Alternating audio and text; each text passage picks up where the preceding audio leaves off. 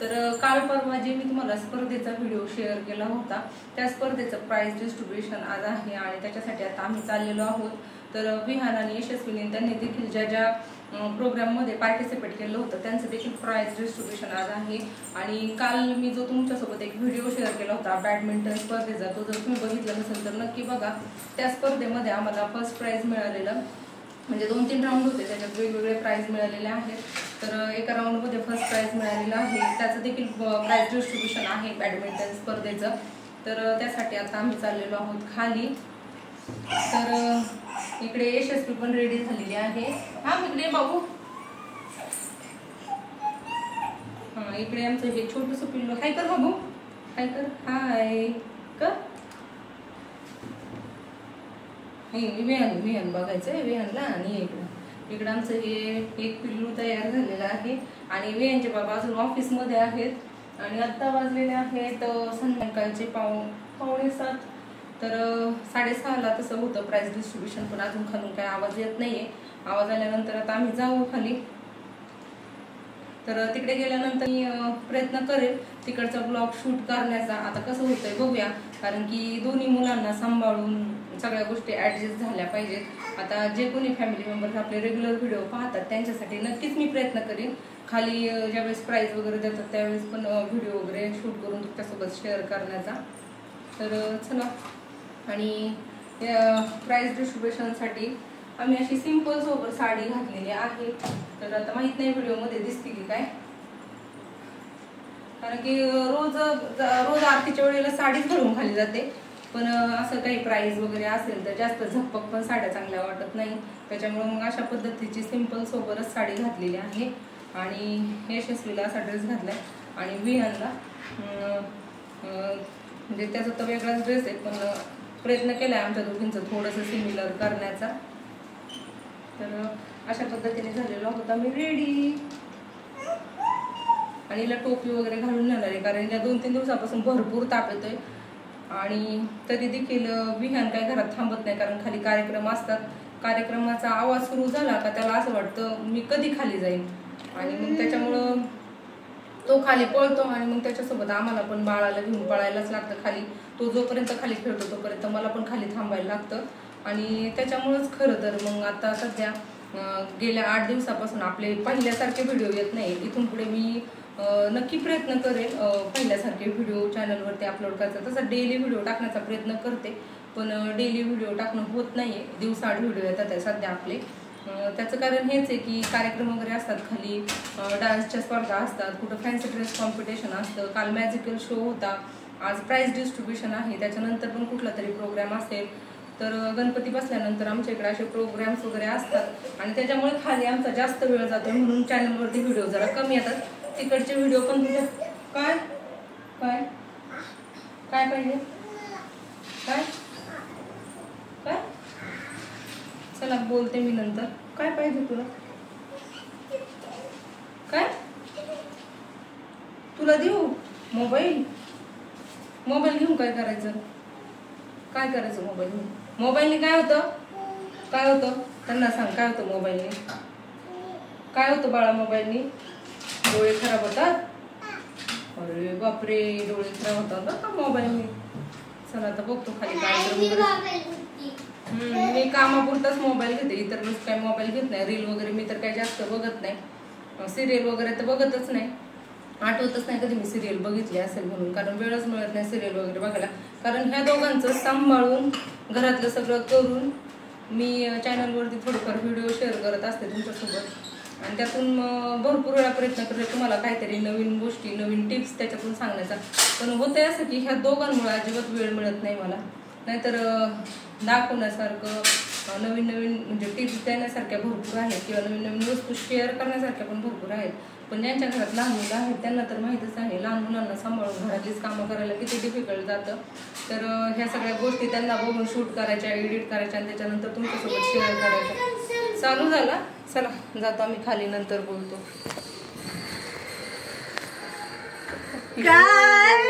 बरी कशी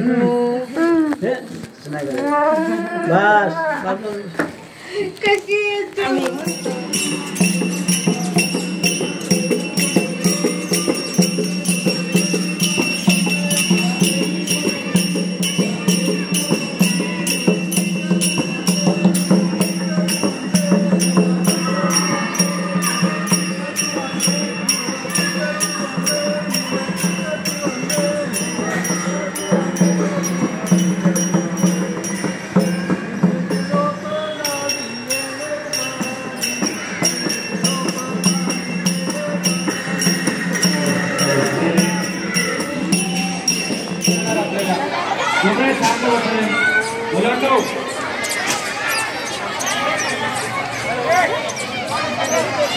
hello hello, लहान मुलांनो शांत नाही बसलं तर आपण आवाज येणार नाहीये. त्याबद्दल कमिटीचे खूप खूप धन्यवाद. त्यांनी खूप सुंदर असा आर्थिक असो परत माणसे लागली आपल्याला बरेच त्या बाबतीत पण खूप छान अशी मदत केली. देवी यांनी कृपया संजय सर आणि संतोष यांच्यातली जी मॅच झाली होती अक्षरशः 1 तास लागलेली. शेवटच्या क्षणापर्यंत माहीत नव्हतं की 2 जिंकणारे, पण संजय सरांनी तो मान पटकावलेला आहे. संजय सर यांचे खूप खूप अभिनंदन. म्हणजे संतोष सरांचे पण खूप खूप अभिनंदन.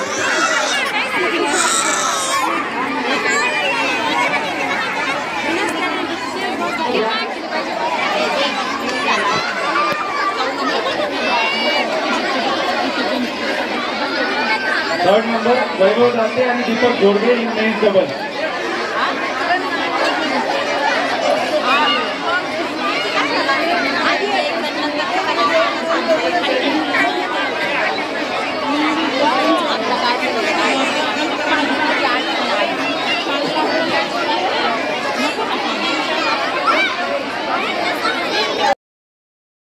इंडिया ताई आफ्रीन आणि स्टिकर ताई गुले.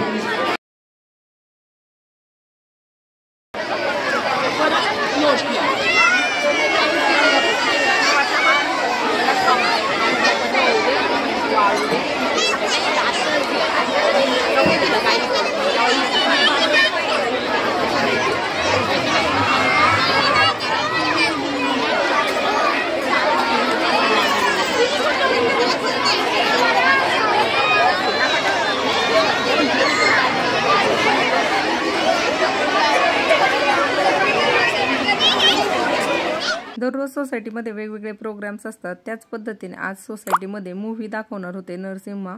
त्यासाठी स्क्रीन वगैरे बसवलेली, म्हणून प्राइस डिस्ट्रीब्युशनचा प्रोग्राम खालीच ठेवलेला.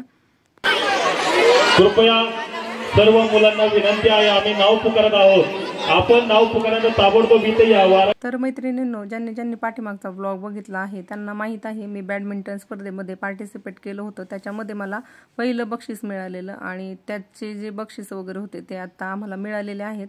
त्याच्यानंतर आता या ठिकाणी विहान आणि यशस्वीनी ज्या प्रोग्राममध्ये पार्टिसिपेट केलं होतं त्याची बक्षीस वाटप या ठिकाणी चालू होतं. आणि यशस्वी तर काही आता एकटी जाऊ शकत नाही, ती 1 वर्षाची आहे. त्याच्यामुळे मग मी तिचं बक्षीस घेण्यासाठी या ठिकाणी पुढे आलेली.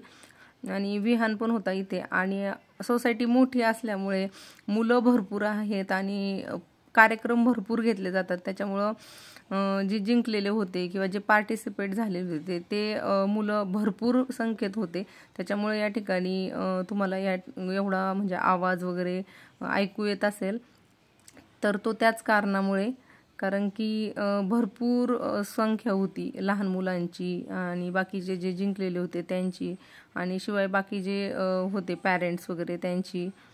तर यशस्वी आणि विहान अजून फार लहान आहेत आणि यशस्वी तर त्याच्यापेक्षाही खूप लहान आहे. तरी देखील मी तिला प्रत्येक कार्यक्रमामध्ये सहभागी करून घेत असते, कारण आत्ताच्या वयापासूनच मग त्यांना त्या सगळ्या गोष्टींची सवय होते.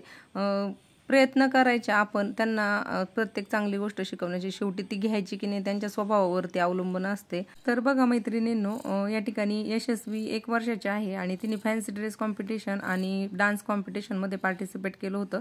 तिला या ठिकाणी तिचं मेडल मिळालेलं आहे. आणि आता दुसरं विहानचं मेडल घ्यायचं बाकी आहे, त्याच्यामुळे आम्ही थांबलेलो आहोत इथे. तर मुलांना असं स्पर्धेमध्ये आपण ज्यावेळेस पार्टिसिपेट करतो त्यावेळेस भले त्यांनी स्टेजवरती जाऊन काही करू अथवा नाही करू ह्या लहान वयामध्ये, पण त्यांना एक स्टेज डेअरिंग येतं. त्याच्यामुळे लहान मुलांना आपण अशा पद्धतीने प्रोत्साहन दिलं पाहिजे असं मला वाटतं. तर बघा मैत्रिणींनो, हा आहे फॅन्सी ड्रेस कॉम्पिटिशनच्या दिवशीचा व्हिडिओ. तर प्रत्येक कॉम्पिटिशन झाल्यानंतर शेवटी सगळ्यांचा मिळून एक परफॉर्मन्स असतो, म्हणजे थोडक्यात डान्स वगैरे असतो, मुलं एन्जॉय करत असतात. तर त्यावेळी मी हा काढलेला व्हिडिओ आहे आणि तिने खूप छान एन्जॉय केलं. आणि मेन गोष्ट म्हणजे आपण ज्यावेळेस आपल्या मुलांना स्पर्धेमध्ये सहभागी होण्यासाठी पाठवतो त्यावेळेस मुलांनी तिथे जाऊन जरी काही चांगला परफॉर्मन्स केला नाही तरी पण मला असं वाटतं आपण नाराज न होता ते फक्त स्टेजवरती 5 मिनटं किंवा 2-3 मिनटं जरी व्यवस्थित उभे राहिले कॉन्फिडंटली त्यात देखील आनंद मानायला पाहिजे. कारण की आजकाल स्टेज डेअरिंग असणं खूप गरजेचं आहे. म्हणजे आपण आपल्या परीनं प्रयत्न करायचा मुलांना धाडसी बनवण्याचा. शेवटी पुढे जाऊन कसं त्यांचं नेचर होणार आहे किंवा ते कसं पुढच्या गोष्टी फेस करणार आहे ते त्यांच्या स्वभावावरतीच डिपेंड राहणार आहे. पण शेवटी आपण आपल्या परीनं प्रयत्न करायचे प्रत्येक गोष्ट त्यांना शिकवण्याचा. बाकी त्यांनी ते करायचं की नाही, त्यांना त्यात आवड निर्माण होईल की नाही त्या गोष्टी पुढच्या, पण प्रयत्न तर करायचे. प्रयत्न करायला काय हरकत आहे असं मला वाटतं. त्याच्यामुळे मी माझ्या मुलांना प्रत्येक गोष्ट शिकवण्याचा प्रयत्न करते. तरी देखील ते त्यांच्या स्वभावाप्रमाणेच वागत असतात. बाकी मला काय म्हणायचं आहे ते तुमच्या लक्षात आलंच असेल आणि तुम्ही सगळे माझी फॅमिली आहात. त्याच्यामुळे मी अगदी माझ्या मनातले जे विचार असतात, माझ्या मनातल्या ज्या गोष्टी असतात त्या अगदी प्रामाणिकपणे तुमच्यासोबत शेअर करत असते. तर या ठिकाणी फॅन्सी ड्रेसला यशस्वीनी सेव्ह गर्ल चाइल्ड याच्यावरती तिला थीम करून दिली होती आणि म्हणून मग मी तिला या ठिकाणी ही साडी घातलेली आणि एक छान पोस्टर बनवून तिला दिलेला. कारण की ती लहान आहे, तिला बोलता वगैरे येणार नाही तर मग काय करावं म्हणून मग मी तशी थीम केली होती आणि तिला स्टेजवरती पाठवलं होतं. मी ज्यावेळी NSSमध्ये होते त्यावेळेस देखील आम्ही दररोज संध्याकाळी नाटक वगैरे बसवायचो. म्हणजे 5 ते 10 मिनिटात अगदी नाटक वगैरे बसवायचो आणि त्याच्यावरती परफॉर्मन्स करायचो. त्याच्यामुळे मला पण आत्ता कुठल्याही कॉम्पिटिशनमध्ये भाग घ्यायला भीती वाटत नाही.